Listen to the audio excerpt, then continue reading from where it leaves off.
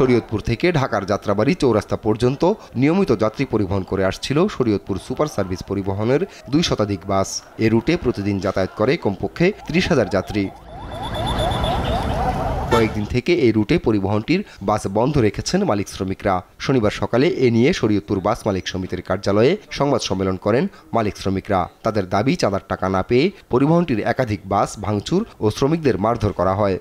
ফাহিম যুবদলের সাবেক নেতা, সে এই স্ট্যান্ড বিভিন্ন পরিবহন দখল করে, আমরাও তারে সহযোগিতা করছি, আমাদেরও করছে প্রথম দিকটা।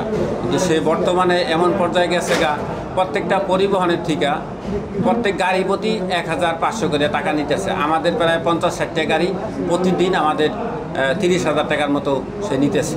এরপর থেকেই পরিবহনটির সেবা বন্ধ করে দেন মালিক শ্রমিকরা। চাঁদাবাজি বন্ধ ও অভিযুক্তের দৃষ্টান্তমূলক শাস্তির দাবি জানিয়েছেন তারা।